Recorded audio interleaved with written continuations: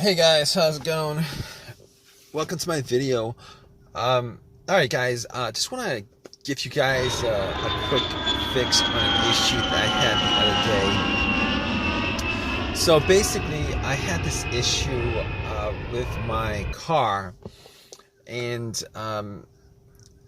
this came out of nowhere. Actually, the car was like driving fine for most of the day, and went to a McDonald's to get something to eat. Came out about 30 minutes later, got into my car, and tried to start it, and it was not starting at all. There was no crank. There was no. It was, but everything else worked inside the car. I mean, I was able to, you know, the alarm worked. The alarm worked. Well, the remote worked. The all the lights on the dash worked. The blower motor works. Like everything worked as normal, except that it would not crank. It would not start up. It would not crank. So that was a bit of a, an annoyance, a frustration that I was dealing with, and I was like, okay, this car has been pretty good. I've had virtually no issues with it.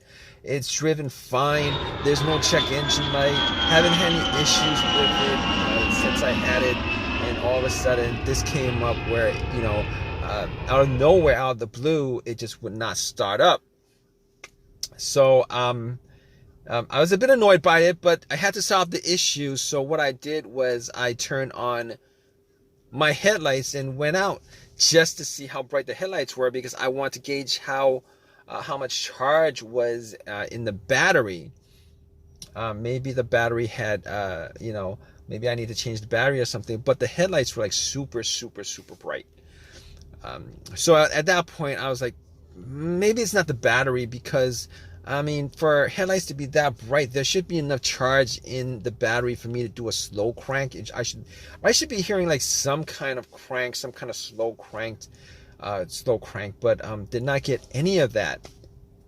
So that had me scratching my head. I went back to my car, and pretty much what I did was,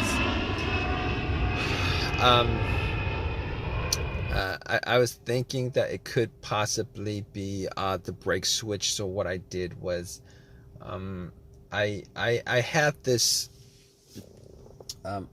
little. It's called a brake lock, where it locks the brake, but it's like for security reason. But I use that to push the brakes, and then went out to see whether the brake lights were working, and the brake lights were working just fine. So I knew that it wasn't the brake switch that was the issue, which I kind of thought it was, but it wasn't. So after that, what I did was, I checked the battery, just to make sure, whether, the terminals were good, clean, etc., etc. Now, what I did notice was that the terminals were a little bit corroded. There was some white bluish stuff on there. So I had my Coke that I got from McDonald's, poured the Coke on the terminals, and had some napkins to clean it up. Now, the terminals were not super tight. They were tight enough that I don't think that was the issue with it. So it was tight enough. I took the terminals off, poured some Coke on it, cleaned it with napkins, popped it back in, and for sure I thought that would actually fix the issue. Try to start it, it would not crank. Same situation, would not crank, would not start. So outside of that, I was like, okay, let's check the ground wire. The main ground wire, if you guys don't know, is the negative cable. Normally it hooks up to the frame of the car. So I was looking at the ground wire just to see whether there was any kind of just to see whether it was corroded, disconnected, rusted, or anything like that. There was a little bit of rust, but nothing that I thought would affect the electricity going to the battery to the car. So I was able to rule out that. So at that point I was like, let me rule out the battery completely, because wasn't 100% sure whether it was the batteries that was the problem. So I had somebody help me out with a jump. Had the cables on there for a good couple minutes, maybe like a minute, and then try to crank it. Normally, it should crank at least a little, with it hooked up, and it did not crank at all. So because it didn't crank at all, I knew 100% that was in the battery. At that point, I ruled out the battery, the ground wire, and I also ruled out the alternator being the issue. Because normally, if the alternator wasn't charging the battery and the battery is completely dead, um,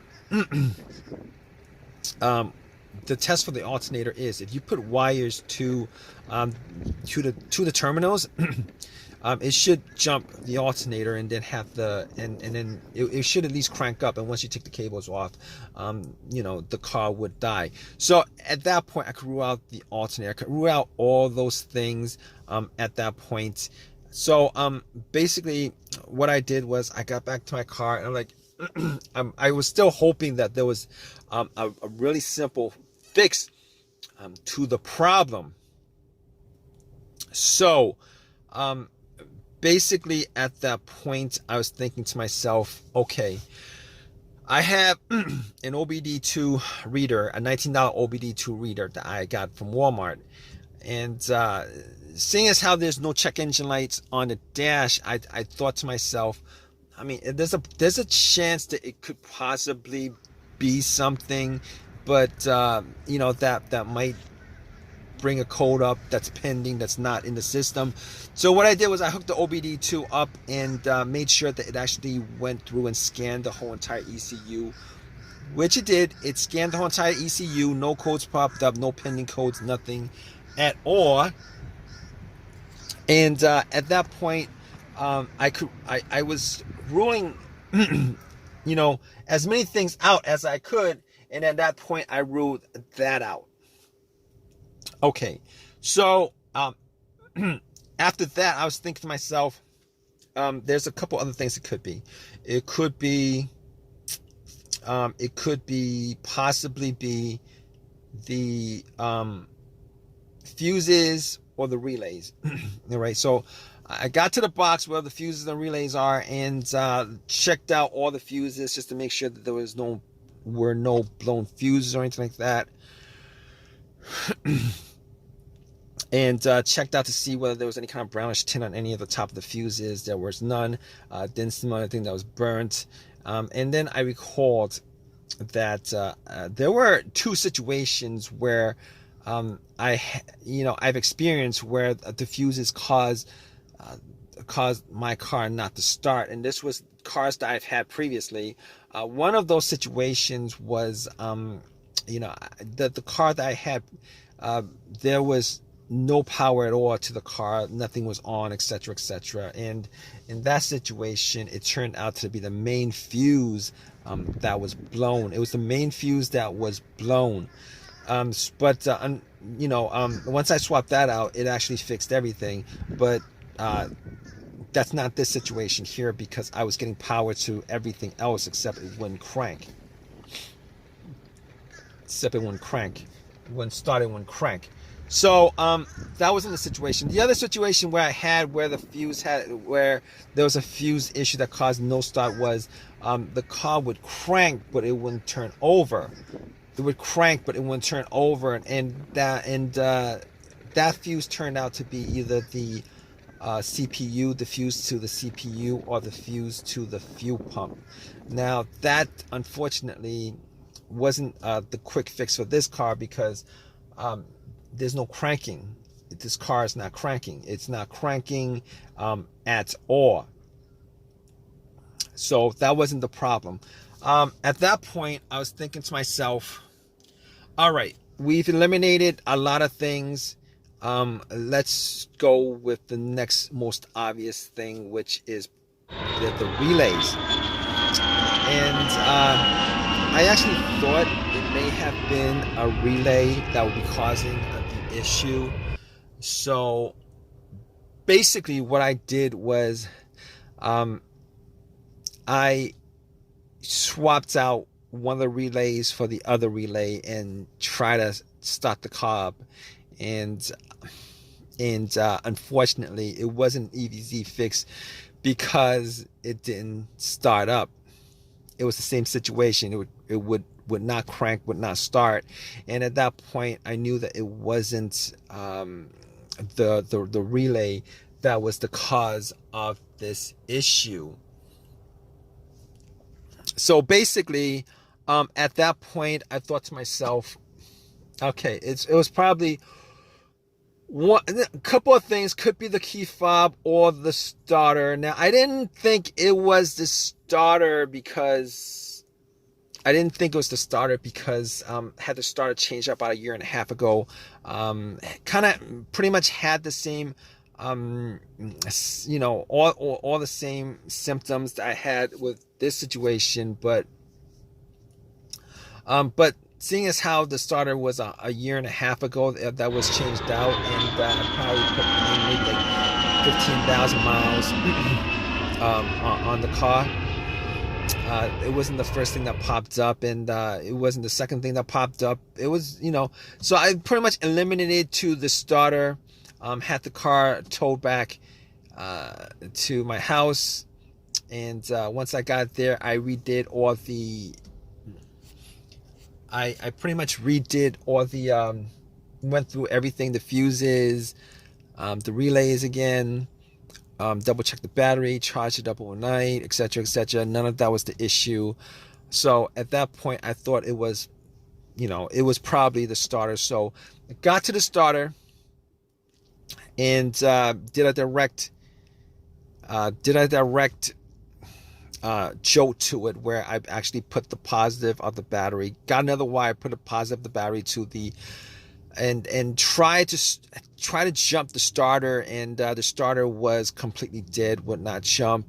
At that point, I knew like 99% was the starter. Took it out, went to AutoZone, had them tested it, and it was definitely the starter that was the problem. And because the starter was warranted had a lifetime warranty on it, got another free starter, popped it in, and it worked. And it's been working ever since. So if you guys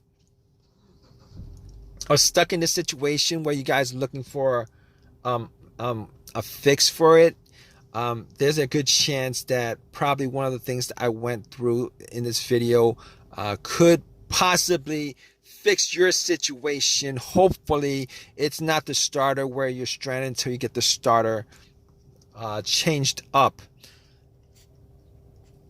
Anyway, if this has helped you guys out anyway, please leave give me a positive feedback. Please subscribe. Please comment if you guys have any comment on this video. All right, guys, take care.